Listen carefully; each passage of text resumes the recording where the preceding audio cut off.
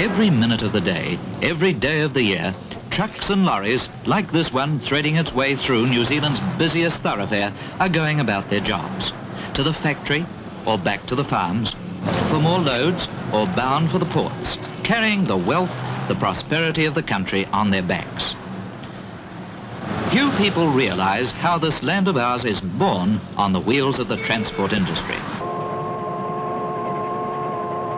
Crates and containers are the modern way of handling cargo, and big combination trucks and trailers are the modern economical way of transporting them from the ship's side to factory or warehouse, market or showroom. And quick, efficient handling by well-equipped, well-maintained, speedy and reliable trucks and vehicles saves time, which means money. None have a better name than the heavy transport drivers, the knights of the road, and the transport industry aims to keep it that way. Yeah, well, things have moved on a bit since this National Film Unit clip was made. Thankfully, trucks have got bigger and better and get to roam a whole heap further than they did back in the day. To celebrate how far things have moved on, we're going to go on a long trip that'll take in a fair bit of the country. We'll start way down south and eventually head north and have a gander at what makes New Zealand such a great country to be a truckie in. We'll take in the Lindis, Haast, Arthurs and Lindis Passes, then the Kaikoura coast on our way north. And when we get to the North Island, we'll take a look at some real heavies working in the central and coastal North Island.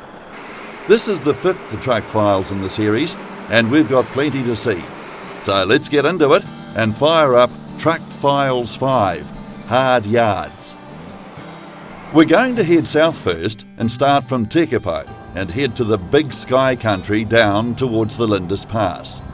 We're actually heading to the Haast Pass on this leg, but first let's take a long look at how beautiful the Mackenzie country and the Lindis can be.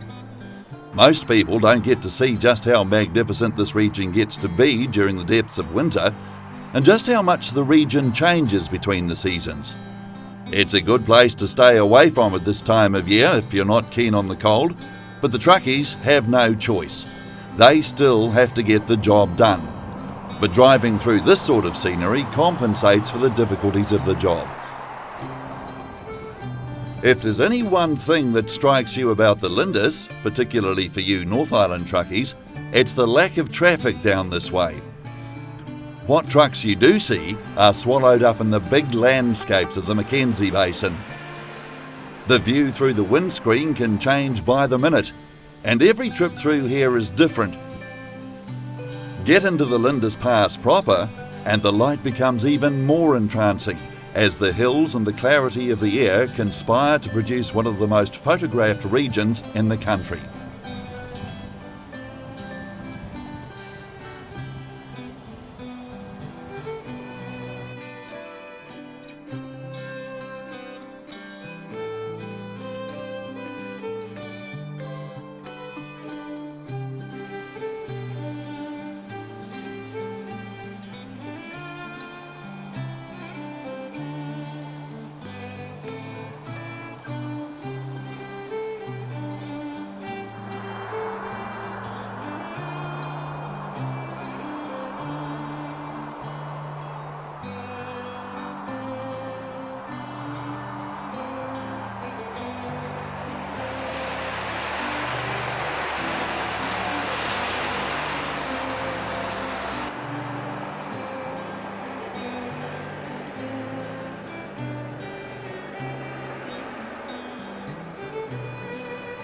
Like the other major routes through the country, darkness hides much of the traffic, and the Lindis is no exception.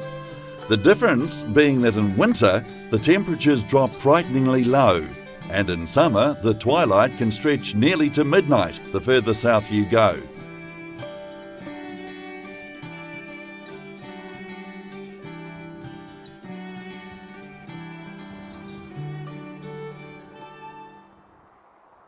Often, you can travel the whole of the pass and not see another vehicle, and it's not uncommon to have the road to yourself for an hour or two at a time, especially at night or early in the morning.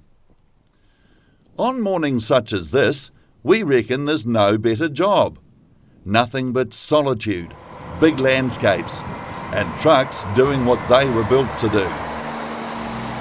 The Lindis is the gateway to the Southern Lakes and takes you from the Mackenzie Basin to central Otago and the Southern Lakes region.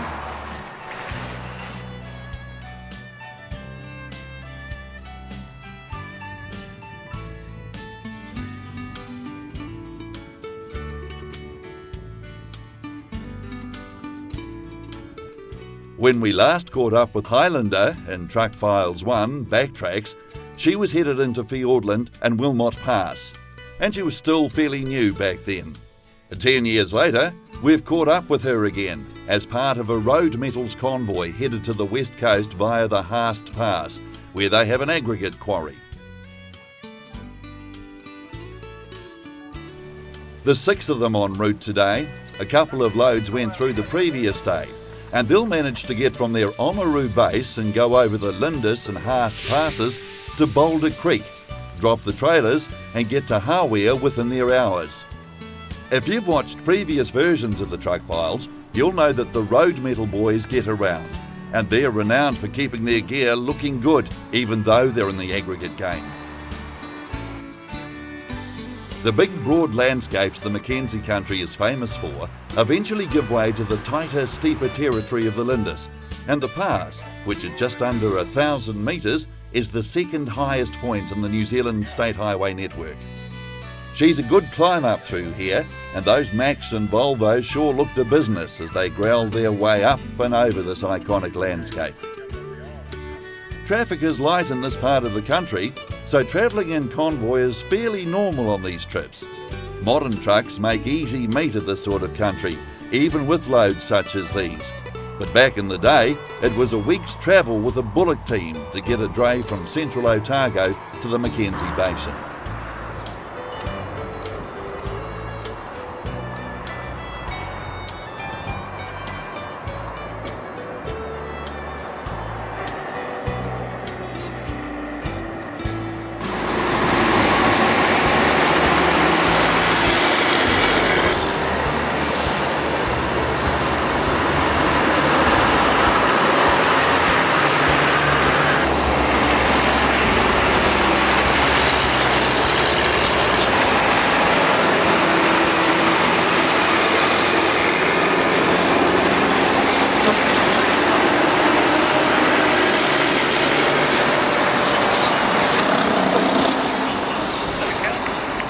The boys are hanging off their engine brakes when they start dropping down the other side of the pass, and some of these rigs sure have a nice bark.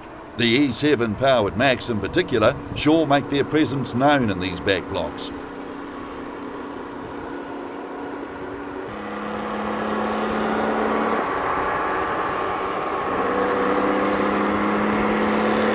Out in the back.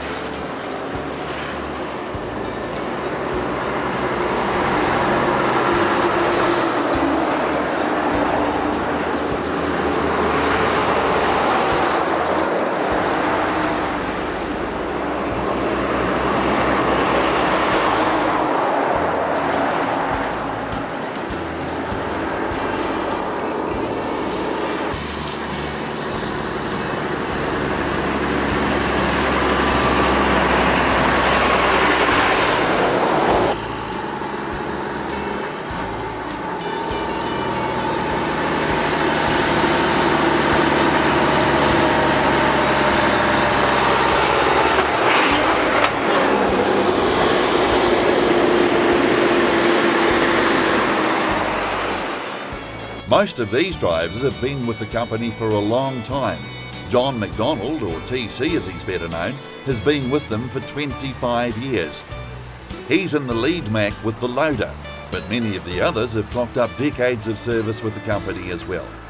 Kelvin Forbes, Kevin Donnelly, Barry Siddon, Peter Gillies and Bill Connors are on the road today and are all veterans of this type of work. They'll break for smoko at one of their quarries just outside Hawea before saddling up and heading into the business end of the trip and point their snouts towards the Kaingaroa and Haast Pass.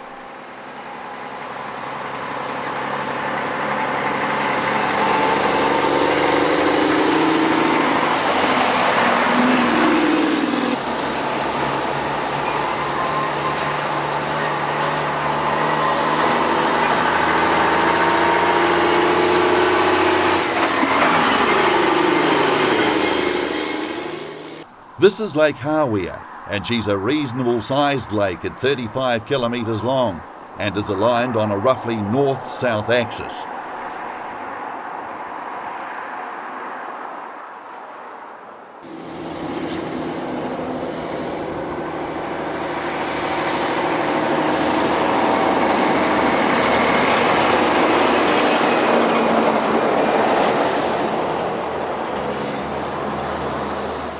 On the other side of the lake is Dingle Station, and they hacked out their access road with explosives and bulldozers in the 60s. If you're ever in this part of the country, it's worth the drive along this road, if only to marvel at the tenacity of the station owner, who was determined to get road access into the dingle, although rumour has it they lost one of their bulldozers off a bluff and into the lake while doing so.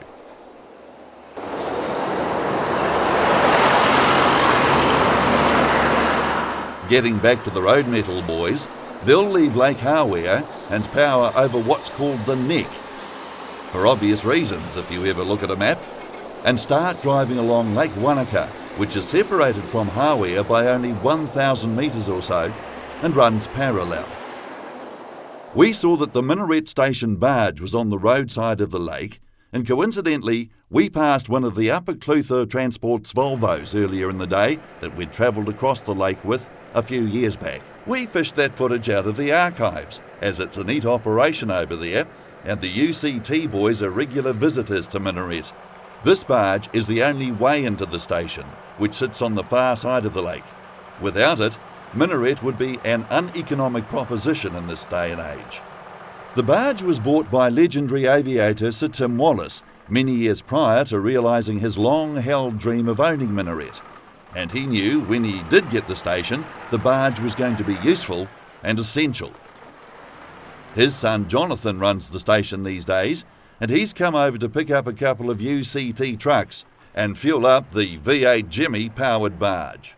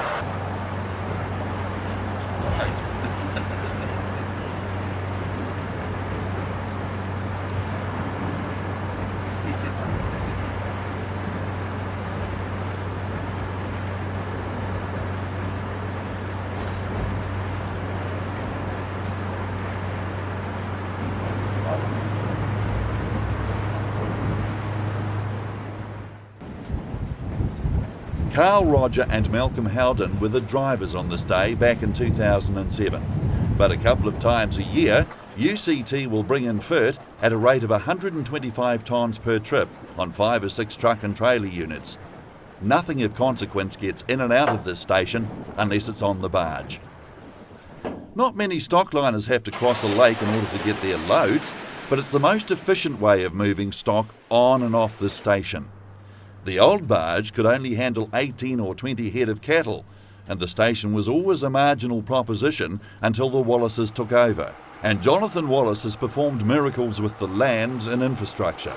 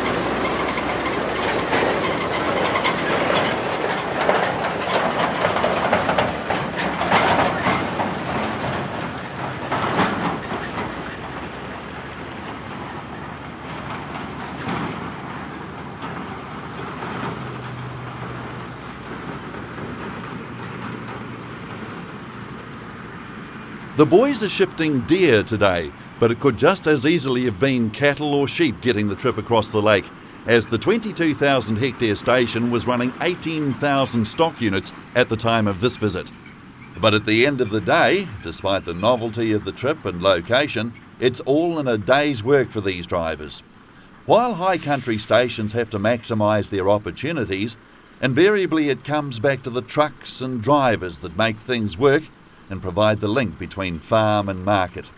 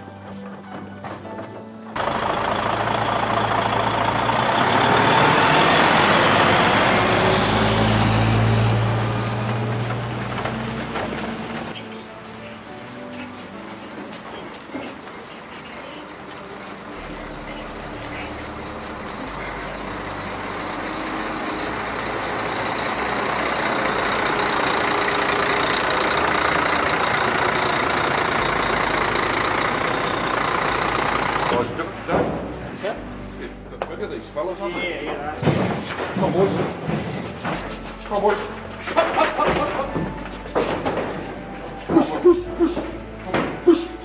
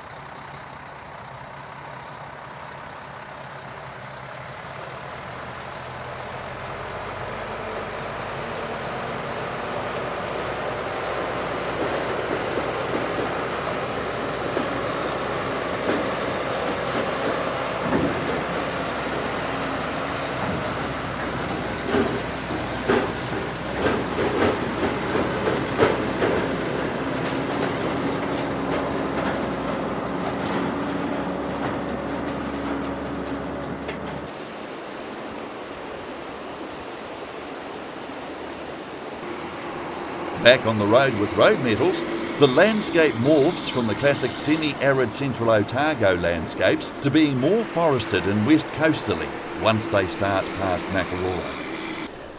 Haast Pass is the lowest of the passes at only 562 metres. TC will unload the loader and nudge the tail ends of the screening plant semis around a bit to line them up for the corner, as it's too tight for them to squeeze through otherwise.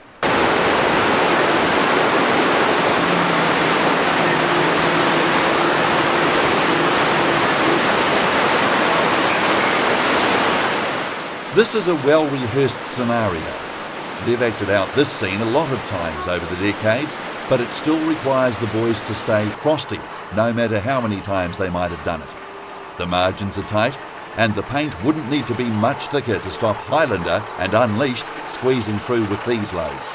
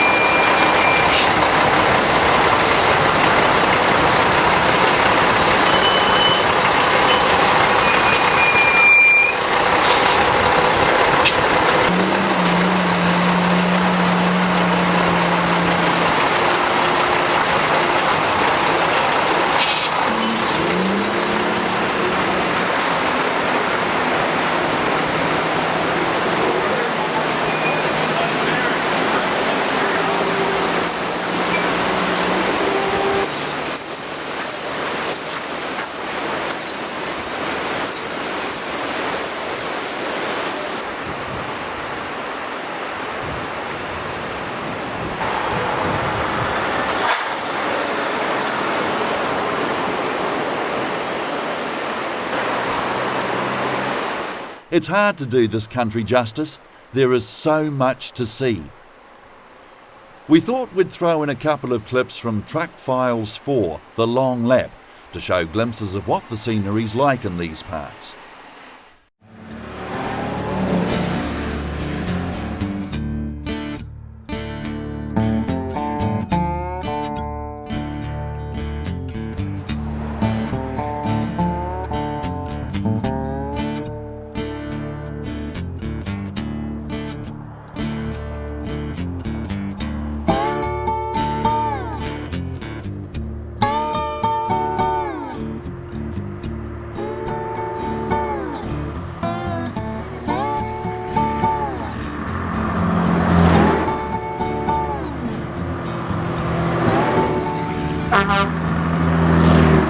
Next morning, the weather was still a bit murky, but at least the convoy could start to catch glimpses of the splendour surrounding them. It's big country through here, and the Haast Pass is a magnificent drive by any measure.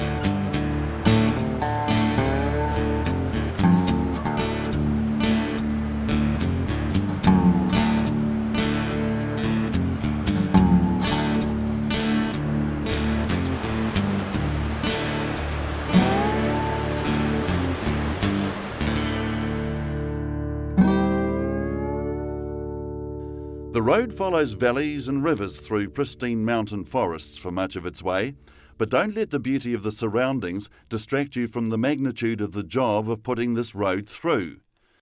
The big rainfalls, tough winters, remote camps and ugly terrain made putting up these bridges and the road a tough task. It was hard on men, it was brutal on machinery. The road was finally completed in 1964 when the two ends finally met. but it took nearly 3 more decades before this road was sealed end to end. Even today, the Haast Pass is one of the highest maintenance pieces of roading in New Zealand, and it suffers closures from slips and snow on a regular basis. The Haast River Bridge is New Zealand's longest one-lane bridge at 737 metres long, but is only our 7th longest bridge nationwide, and there's plenty of room for all 6 rigs to be on it at once.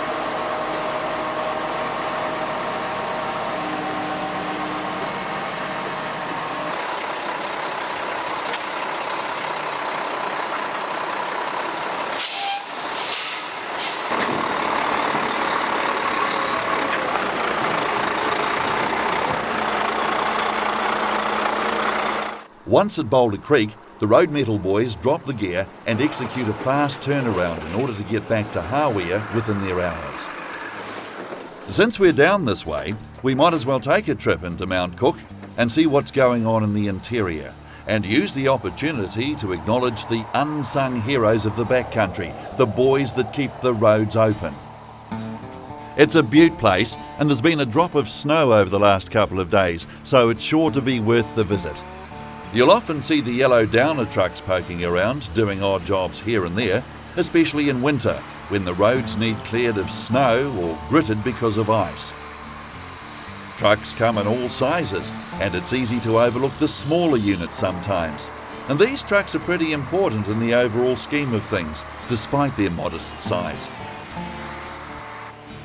These 2 trucks are part of a team that help repair damage and clear roads. And while they might work strange hours and in dirty weather a lot of the time, it's good to see them working in daylight for a change after a big snowdrop in the backcountry.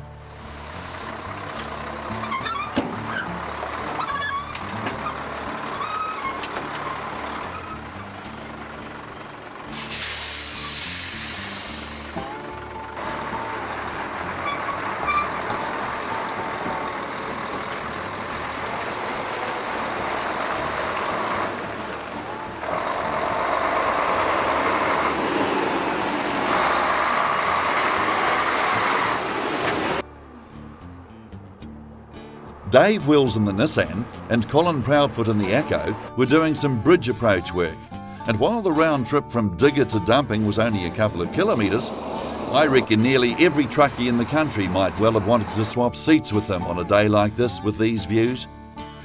But be careful what you wish for, as the previous few nights they'd been doing shifts on the snowplows. It takes a lot to get out of bed in a snowstorm and spend a night driving into the snow, clearing the roads, rescuing stranded motorists, and keeping the roads open, if possible. These boys are the unsung heroes of our backcountry. They undertake the long nights in winter with the grit trucks and snowplows, and we sure don't begrudge them a bit of nice weather for a change.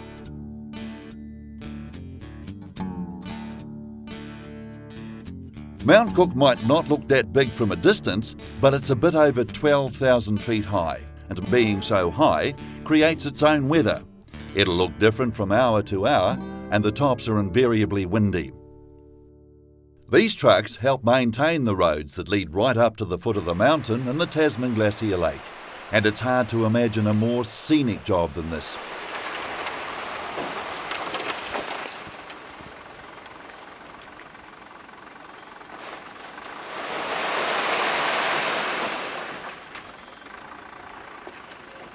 We asked Dave what he liked about the job, and it wasn't hard to predict the reply. Scenery mainly. No, it's a good job. I enjoy driving trucks, and it gets a bit dry in the summertime, but no, it's always good.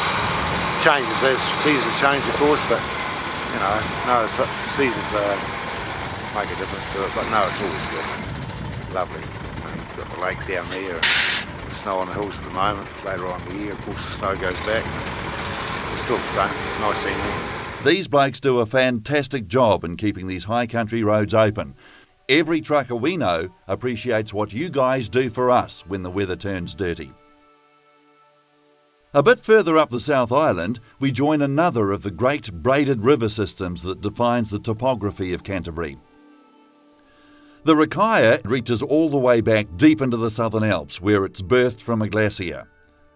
That yellow and blue dot in the distance is actually a K108 Kenworth that works for Philip Waring of Methven. It's driven by Hayden Lyle, and he's a big fan of the brand. It's my third Kenworth, and I think they're a bloody great truck. They're built to last, and yeah, they seem to go forever.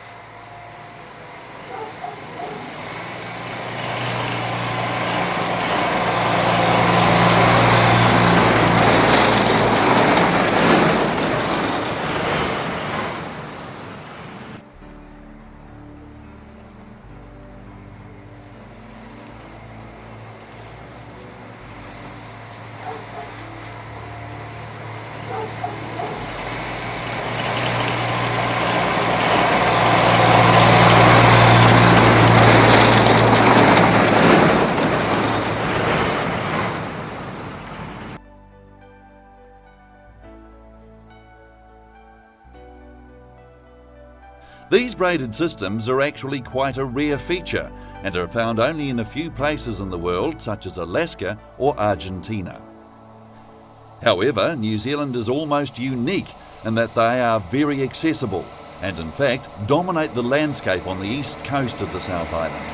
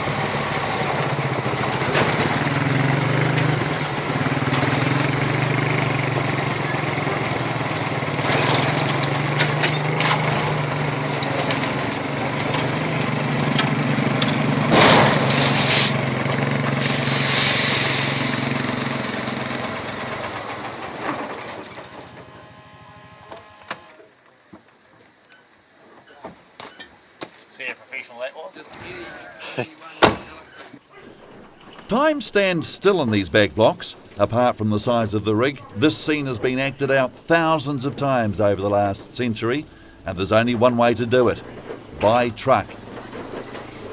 It's a world away from downtown Auckland, and the pay would have to be impressive before the boys that drive the rigs and work the farms that service this part of the country would think of leaving. And even then, they probably wouldn't. Money's not everything, and when you're brought up in these landscapes, it's hard to get the backcountry out of your blood.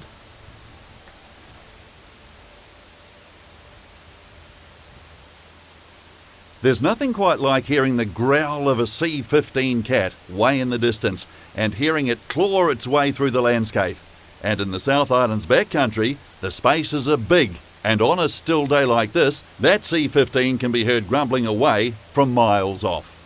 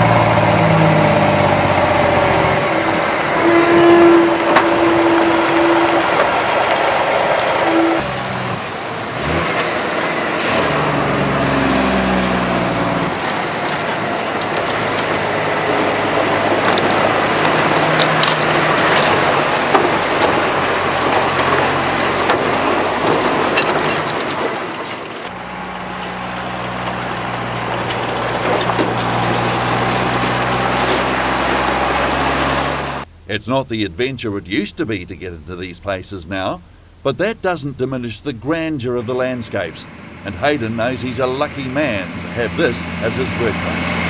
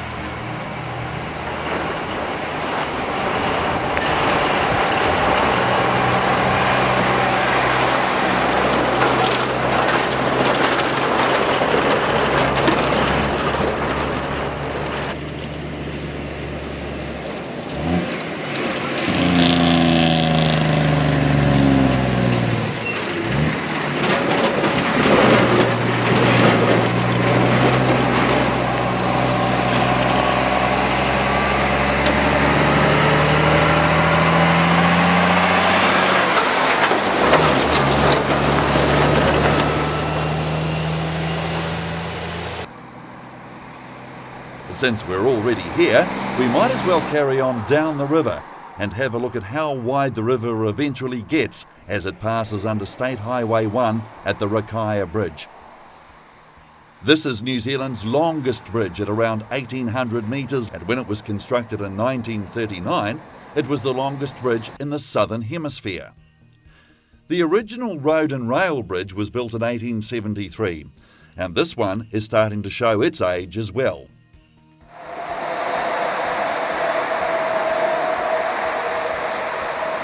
If this bridge was ever taken out, there aren't many other options to get south.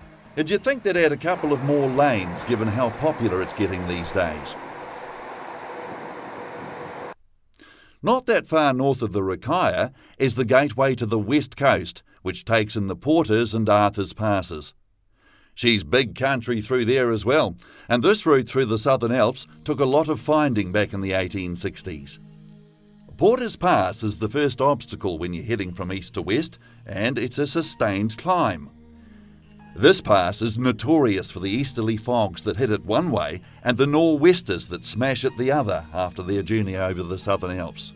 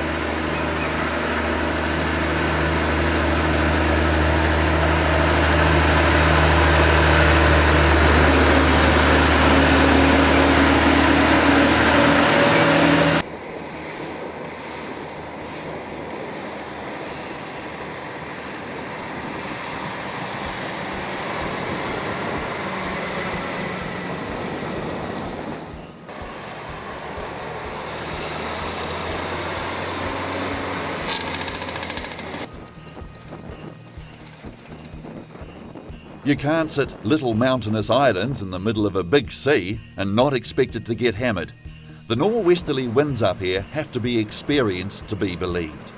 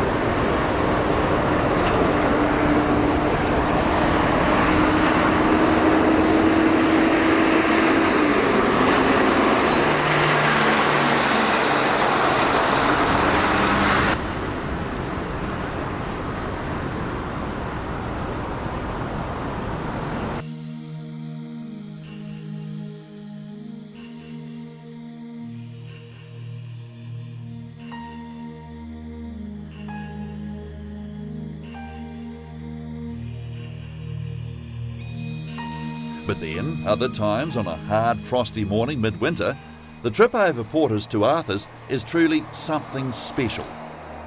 It's a land of rivers, lakes and mountains, and for much of the trip, it's a relatively easy haul once you're over Porters.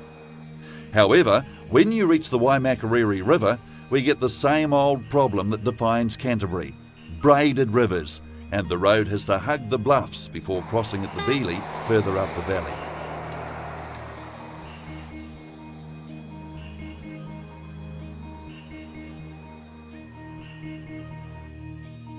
The Beeley used to be an important stopping point for the bullock teams and stagecoaches that plied the route. There's still a pub there if you get thirsty. But crossing the river these days isn't the drama it used to be.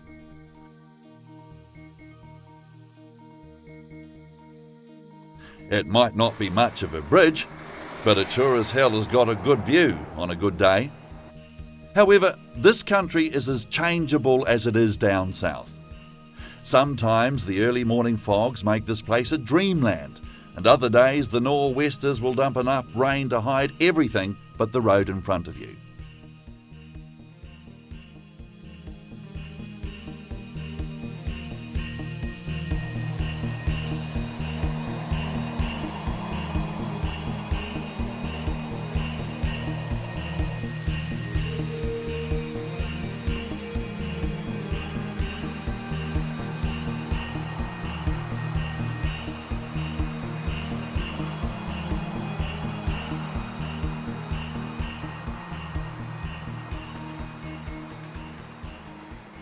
In times of flood, this whole riverbed can be wall-to-wall dirty waves, and it'll change its course with every big flush out.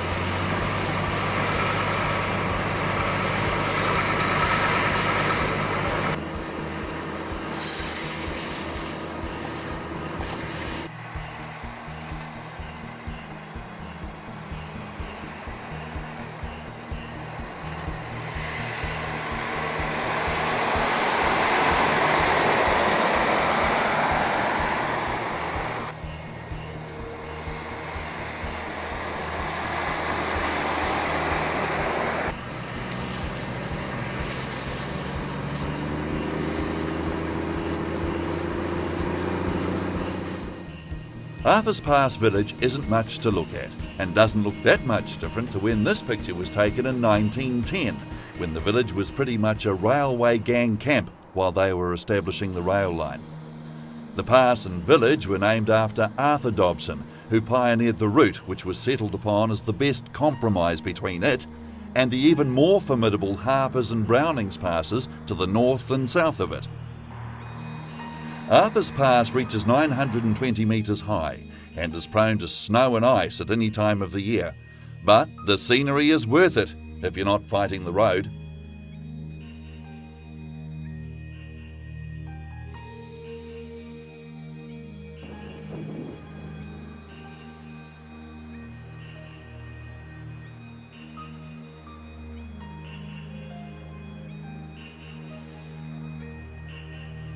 The Aotearoa viaducts might not look that steep, but just listen to the holdback on these trucks. They're working hard.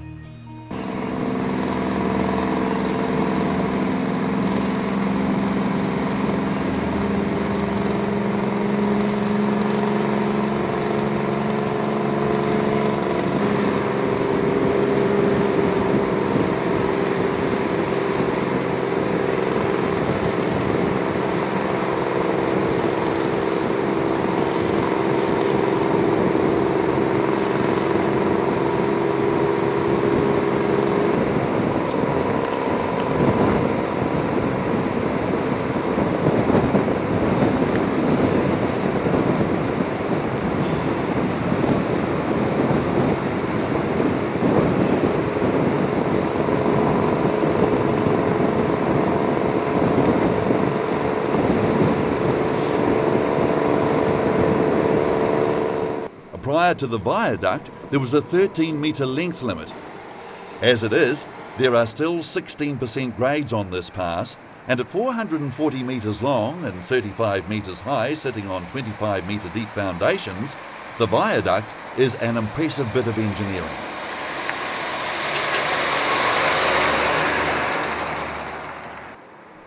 It's about 35 metres over the side to the river below, and there's nowhere to go if your brakes are cooked. It gets even more ugly around the corner, and this part of the road has every trucker's respect. As it was, the old road was prone to slips, and it wasn't until the turn of this millennium that the viaduct was finished and the older terrace switchbacks were eliminated.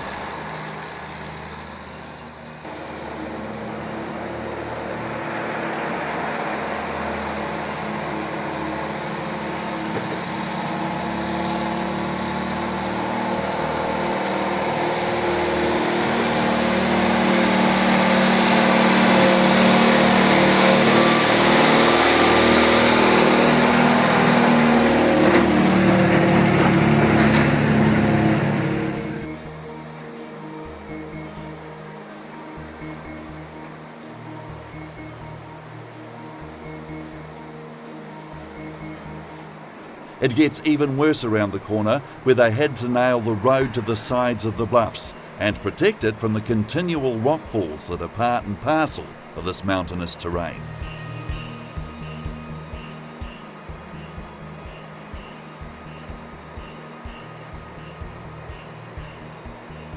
It's still a stiff bit of country even today, but spare a thought for those that went before us, the coachmen and the wagoneers that had to ply this route.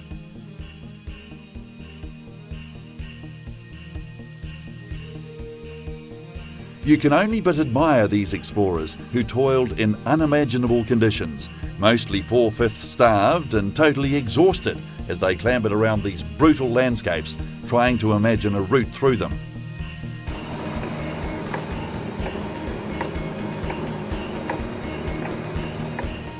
We're travelling with Chris Feather in one of Allied Petroleum's Mack Granites, and we thought we'd show you a slice of history that will disappear one day. The last combined road-rail bridge left standing on the west coast.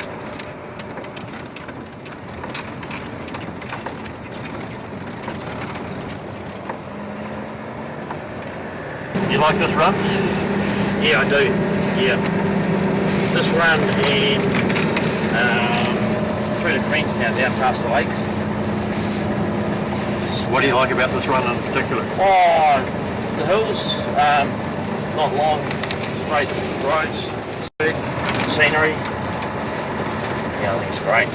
And I like going down Queenstown, down past the hydro lakes, and then you get up into the Lindis and down the other side and through central there. It's nice. Through there, down through Cromwell.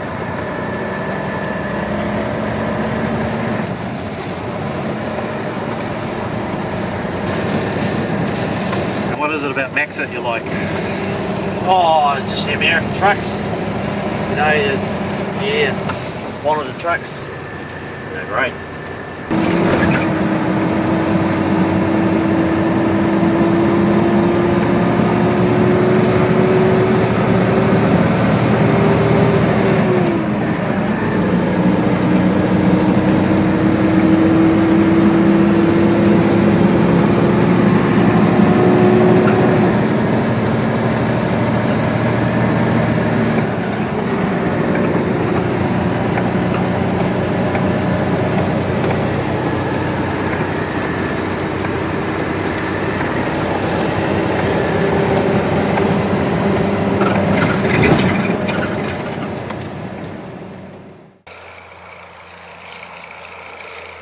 The Lewis Pass isn't as brutal or as prone to bad weather as is the Arthurs, and is the gateway to Nelson and the upper west coast of the South Island.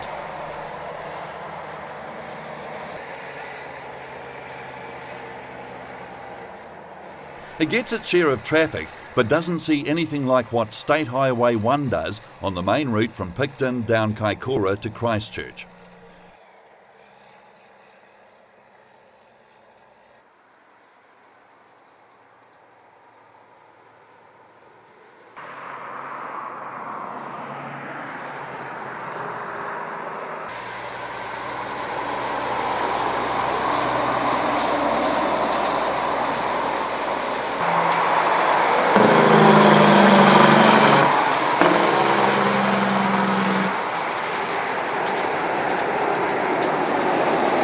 But when the Kaikoura road and rail link gets closed by slips or bad weather, and that coincided with the big shake in Christchurch in September 2010, suddenly the Lewis was the place to be if you were a line haul trucker.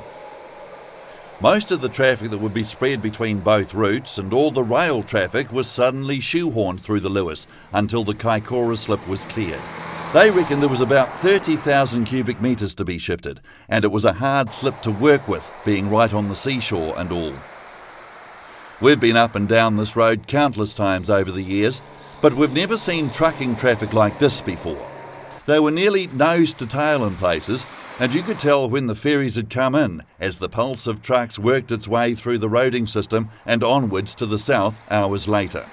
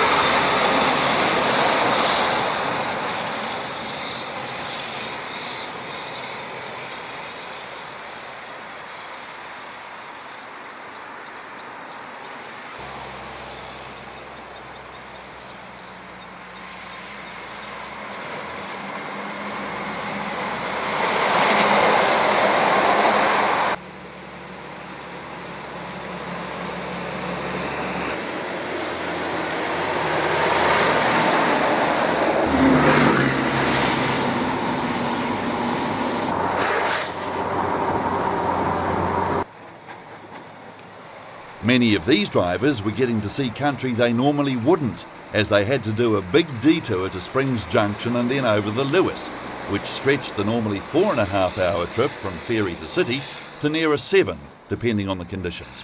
But she's a great stretch of road with some big climbs, and again the transformation of semi-arid type country to heavily forested mountain ranges is spectacular. The weather wasn't the best in early September, but it all adds to the drama. In fact, Transit were worried that snow was going to be closing the pass for a few days in the middle of all the earthquake drama. This pass is prone to snow as well, but it doesn't get closed as often as the Lindis or Arthurs or even the Desert Road, and it's a very reliable alternative to the Kaikoura coastline.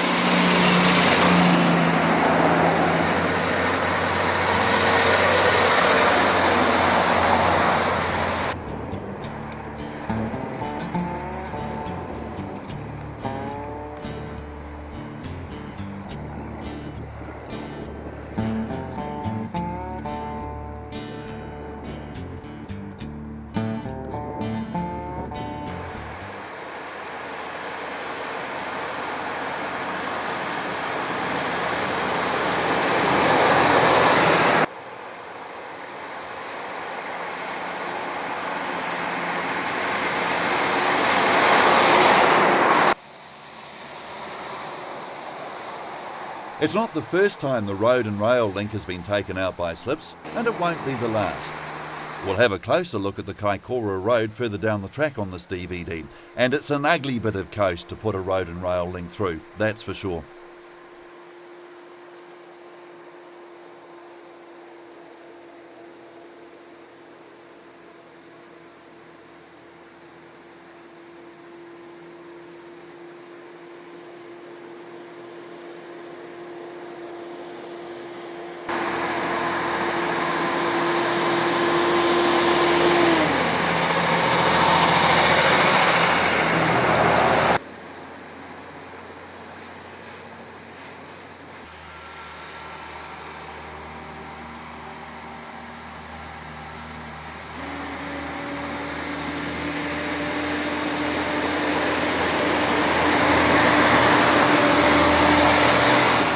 We didn't hear much from the truck haters out there when their beloved railway went belly up, and once again, everything had to be carted by truck. The Lewis is slightly higher than the Haast, but lower than Arthur's and the Lindis at 864 metres, and travels through an extensive amount of unmodified beech forest.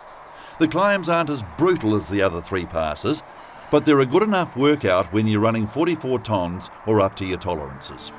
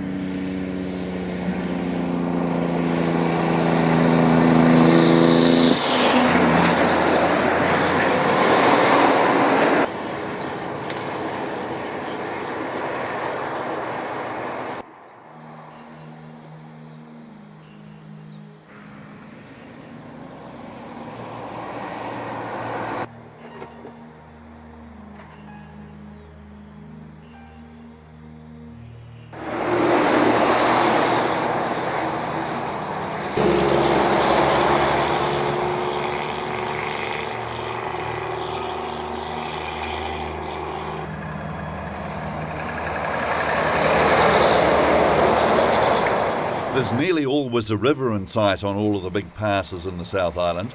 This is the Hawea, and once again the road snakes above the riverbed as much as possible, as when these babies flood, the volume of water is truly fearsome.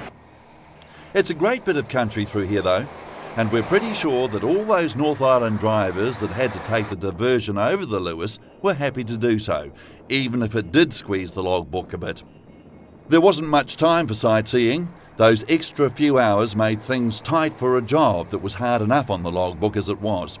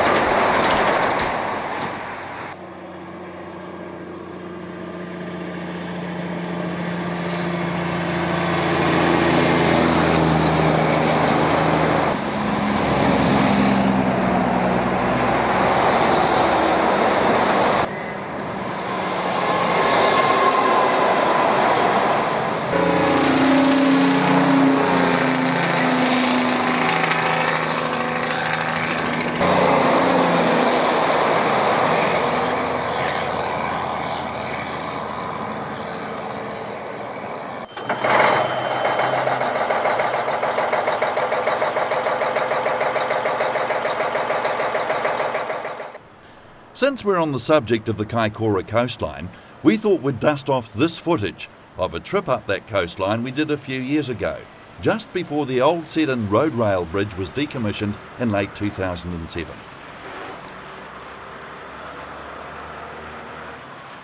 Canterbury-based Daniel Smith Industries is primarily in the crane game, but in order to shift his gigantic cranes around the country, Daniel's built up a very impressive fleet of mainly 8-wheeler Kenworth tractors and tri-drives to drag his formidable armoury around. They undertake a lot of big lifts around the country, like this lift in Christchurch, which requires big gear and a lot of organisation to firstly get it there and then to undertake the job. The boys are cranking up to finish off the last few loads of a 400-tonne Liebherr LR 1400 crane. When configured in its super lift configuration, this crane can end up with 450 tonnes of ballast bolted to it. It may weigh nearly 1,000 tonnes and can take 36 truckloads to shift.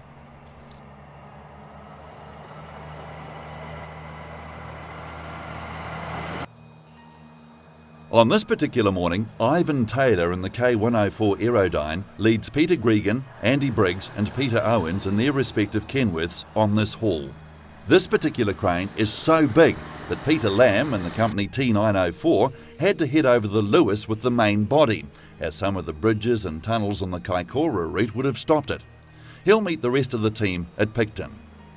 As we've seen, traffic is generally quite light in the South Island, even on this most busy of roads, and the boys were able to keep each other in sight for most of the trip, even managing to get the timing right for the tunnels and all squirt through at the same time. We've seen plenty of trucks peel off bits of trailer on the entry to these tunnels over the years, and it requires a steady hand and a good eye to line up these old relics. There's not much clearance for the big gear.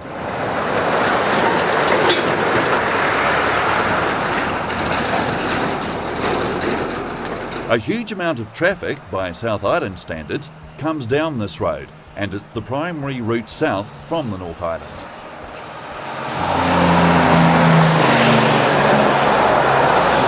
It's a snug road that's sandwiched between cliff and shoreline, and it carries the majority of the southern-bound heavy traffic that comes off the Cook Strait ferries. The Kaikoura coastline is often in the news because of weather taking up the road or railway because of slips or flooding. And sadly, it's become notorious for the amount of accidents that happen on this bit of road, mainly because drivers underestimate its level of difficulty.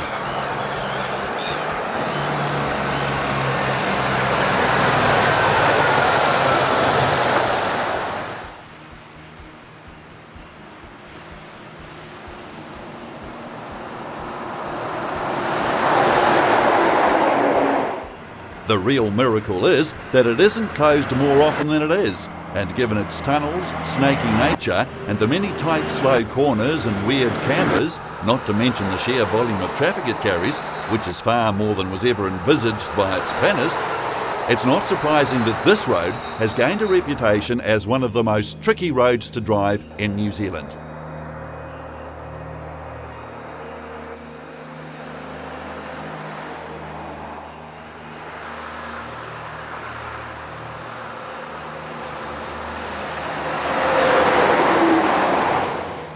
The road rail bridge at Seldom has been retired. That didn't break many hearts, as it was a shocking bridge for this day and age, and it too bore the scars of trucks that didn't get the perfect entry or exit line right.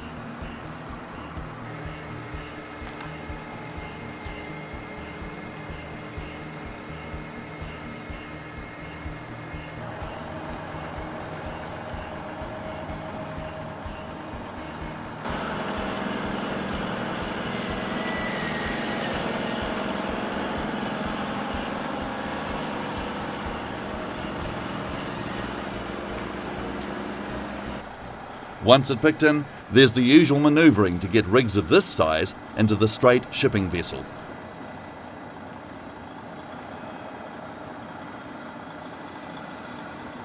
Peter Lamb and the T904 turned up on time, but backing this load with its load divider isn't as straightforward as backing a semi, and the combination had Peter working hard backing down into the Montistello.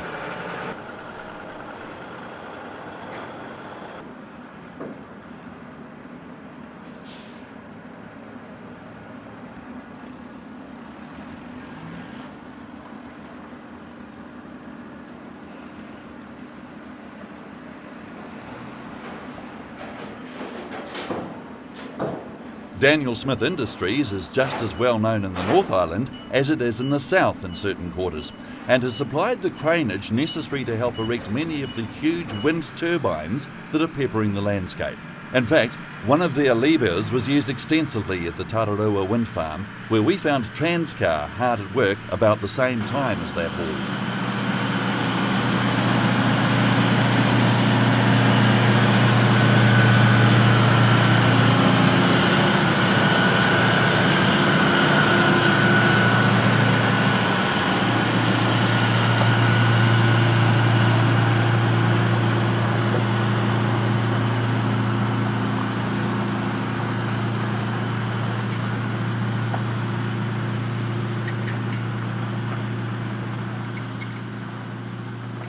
If there's one company that sets the standards for heavy haulage these days, it's Transcar, who operate this Pacific heavy haul tractor as part of an extensive inventory of big hitters, and was originally put to work in 1991 at Huntly as a Coal Corp dump truck. This S24 Scammell is also a veteran heavy hauler. It's been around for decades and is rated to pull 300 tonnes. In fact, pretty well all the trucks you see with Transcar on the door are equipped to do the hard yards and rated to pull impressive weights.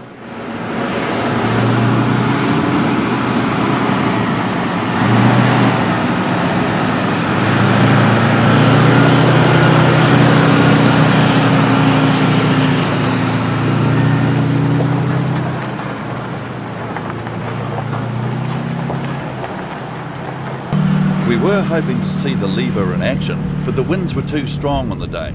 But we're happy enough to see the Pacific dragging the 25-tonne tower section up the road. Weight-wise, these are just pups, and the heaviest loads are the nacelle, which weighed 70 tonnes on these particular turbines and needed more tractors for the pull. This Mack Titan is signature powered and 200 tonne rated, and is being assisted by a tri-drive because of bridge traction and capacity restrictions.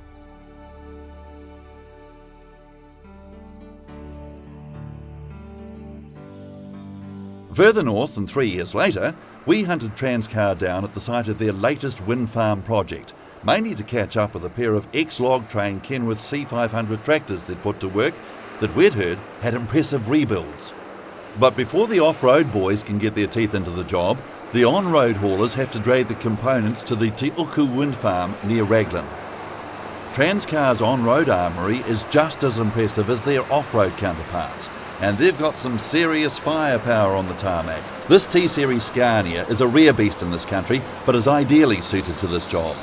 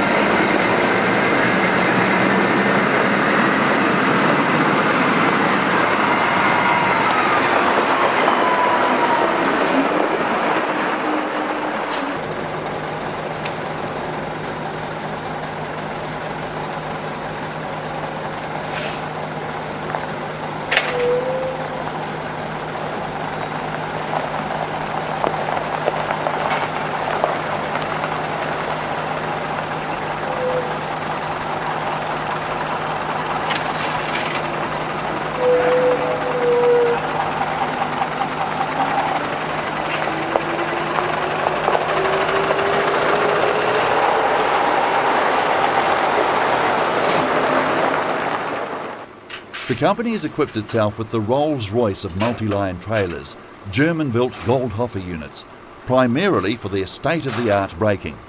If a tractor spits a diff or a coupling fails on the gradients Transcar work with, there are no second chances, and Goldhofer has the market cornered in this field.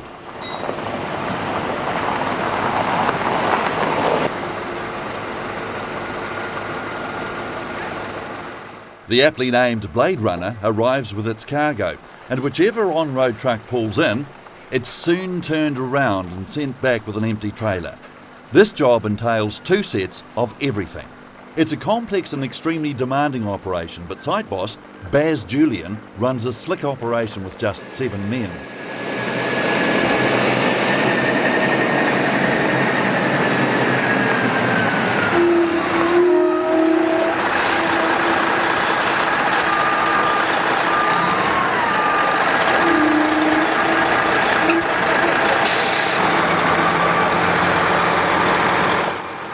Baz is responsible for getting 28 wind turbines on site, with each turbine comprised of 5 sections plus 3 blades, adding up to 300 tonnes per turbine, with the heaviest load being the 84-tonne nacelle.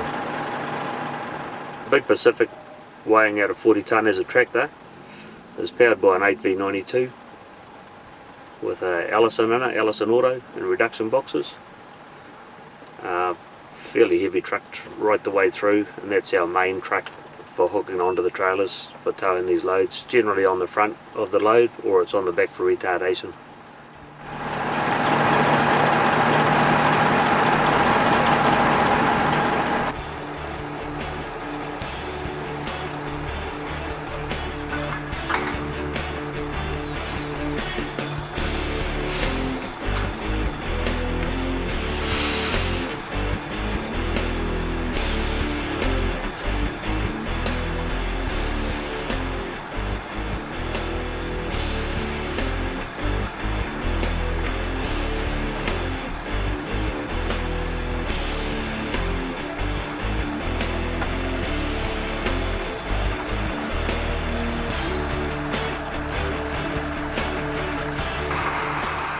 These Kenworths were put to work specifically for the Meridian Project West Wind near Wellington that had 21% gradients, with one section a brutal 25 minutes long. And even on this job, he'll have 4 tractors on the heaviest of the loads on these 17% grades. Baz said they killed about $100,000 worth of diffs on that job, with crown wheels and pinions and hub reductions dying in action. They rebuilt these trucks at a cost of about $400,000 each, plus another couple of $100,000 to buy and fit the crane on Tāne Mahuta, especially for this work. They equipped them with Detroit Diesel Series 60 engines rated at 525 horsepower. But it's the Allison automatics with their 3-to-1 torque converters, 4-speed Spicer reduction auxiliary boxes and 9-to-1 ratio Clark hub reduction axles that give these trucks the muscle for the job. It's not about horsepower, it's about low gearing and massive torque. And traction. And for traction, you need weight. And these tractors are ballasted to weigh 32 tonnes, and the Pacific 40 tonnes.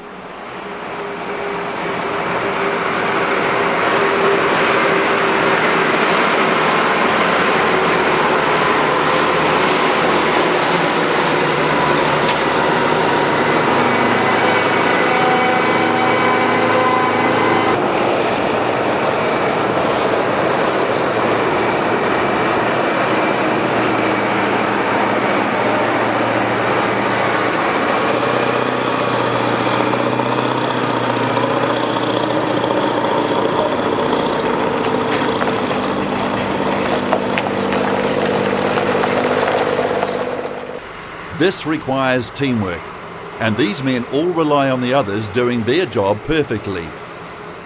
Any job involving even a normal truck has a risk potential, but when you work with gradients and weights such as these, and with as many vehicles and trailers, the potential risks get exponentially greater. These men are highly trained and experts at what they do, and today we've got Wilson Tanamu driving Tāne Mahuta, Baz's son, Todd Julian, driving the other big Kenworth, and Dave Kinsey behind the wheel of that massive Pacific. Russell Parker is driving the Mack Superliner, and Gary Vaughan operates the trailer.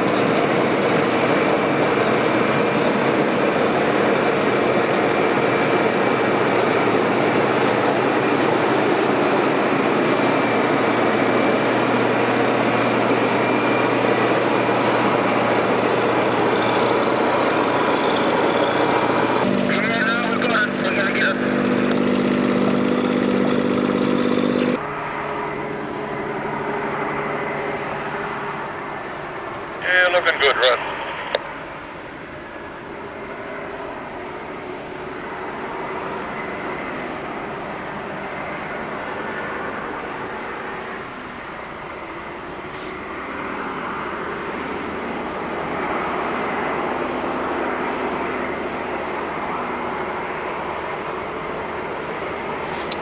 We built these trucks, Transcar built them for Project Westwind, which was Wellington.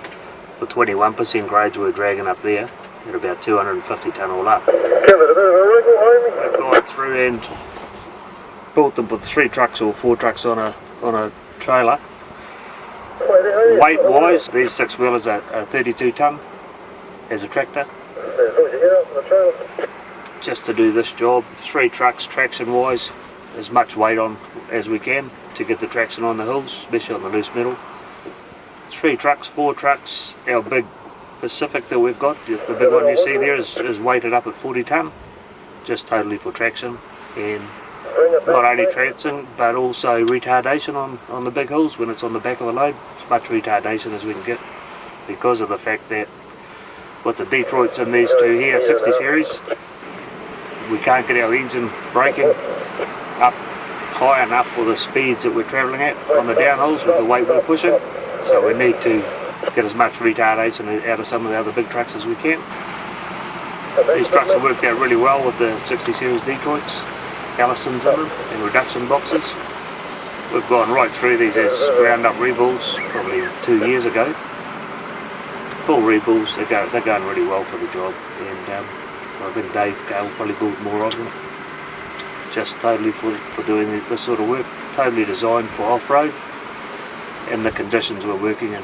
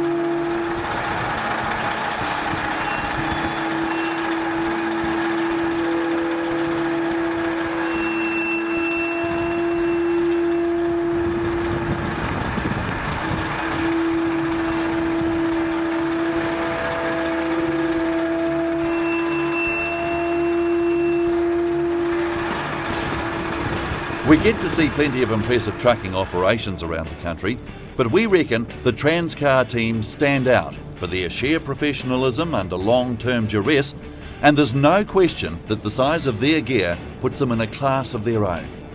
It's always impressive to see a big load shifted, but these boys do several massive loads per day, day after day, for months at a time, without incident.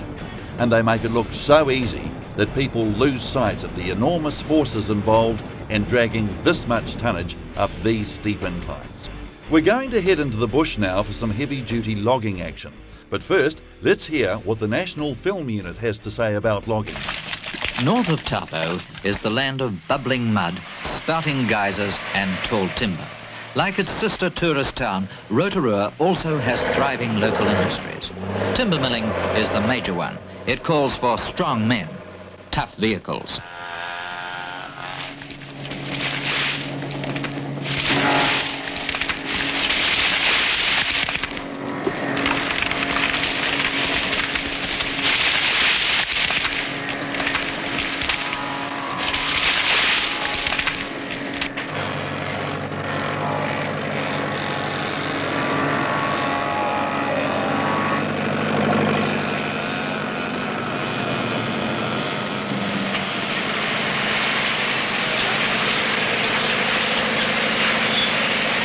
Another load aboard, and it's off through the bush and along the highway again.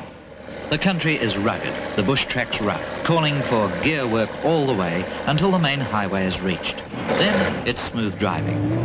The timber lorries are splendid examples of the transport industry's adaptability.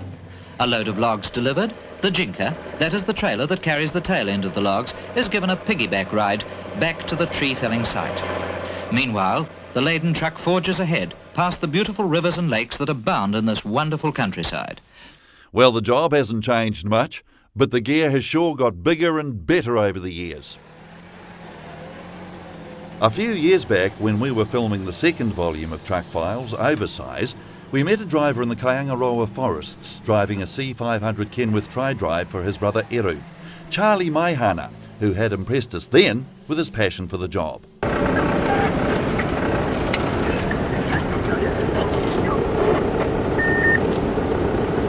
Copy, Charlie here for another export, please. Well, nearly a decade on, and Charlie still has heaps of passion for the industry and is now an owner-operator and has just put his first new truck to work. It's a stunner. His T904 is an off-highway heavy-duty spec, and Charlie put it to work to pull an off-highway logging double combination in the Kaingaroa forest.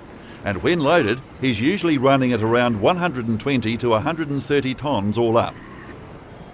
The truck works exclusively in the Kaingaroa forest and is one of about 20 of these heavy-duty tractors that haul these massive loads around a private roading network that stretches from Murupara as far afield as Taupo and Kaikoura.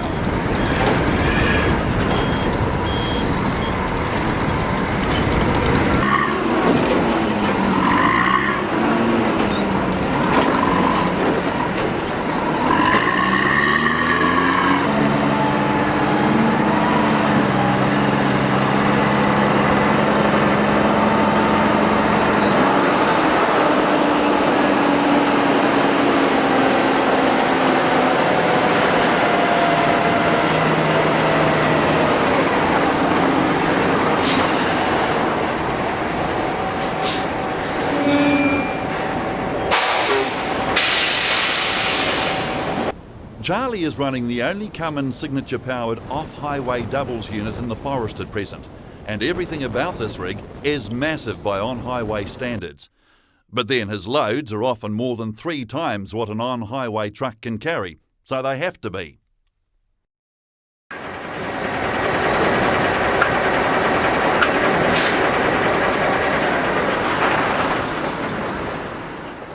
Charlie started his career working for the old State Forest Company and spent time in the bush and in the planning department, and actually designed some of the roads he drives on these days. But he really wanted to be driving and said it's been a dream of his for years to own one of these giants of the forest. He's passionate about forestry and the machines needed to harvest and haul. I like the big gear because I just think it's beautiful. Big gear fascinates me. I always like big machines, big trucks, heavy weights. It's something that not everybody can do. How heavy do you reckon you are with this load, Charlie? I would estimate, what have I got, 11 to, so the front trailer would probably be about net weight around 45 tonne, and the back trailer will probably be about the same. So we're looking at somewhere between 90 to 95 tonne net, and in the vicinity of 120 to 130 tonne, your all-up weight.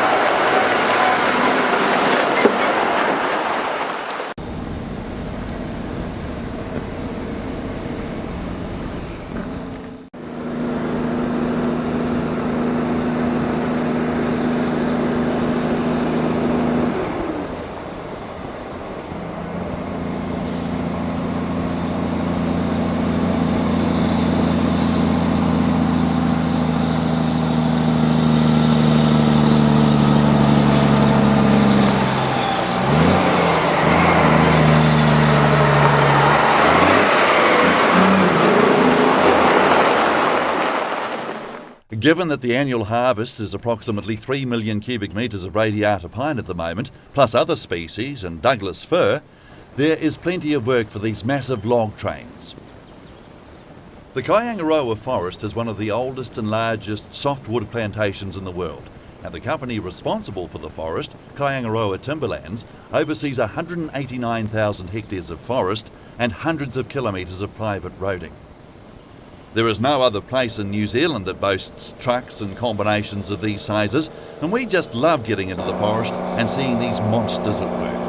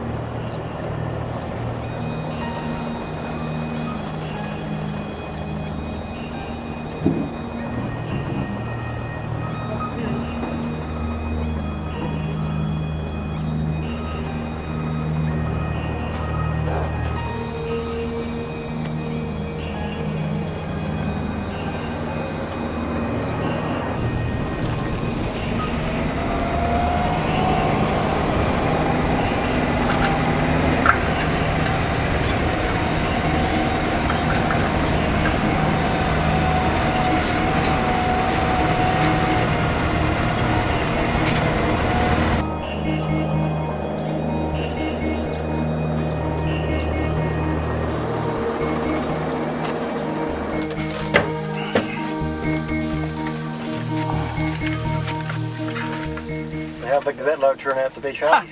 Yeah, well, pretty much what I estimated. We were looking at it at the truck. As you can see there, our gross all up weight is 66.85 according to the weighbridge, and that gives us a net load of 47.25. Back trailer is 56.05 all up weight, and our net load is 44.90. So we have a net load of around 92 to 93 tonne and an all up weight of 123 tonne. And how heavy can you get? Oh, I can get up to 150 all up. Yeah. Does it happen often? Oh, if the wood is heavy or long, but I tend to not overload the truck and the trailers. I tend to sort of keep it down. Some guys take 100 tonne net, which gives them around about 140 tonne all up. If you start carting about 50 to 60 tonne per trailer, it really stretches those axles to the max.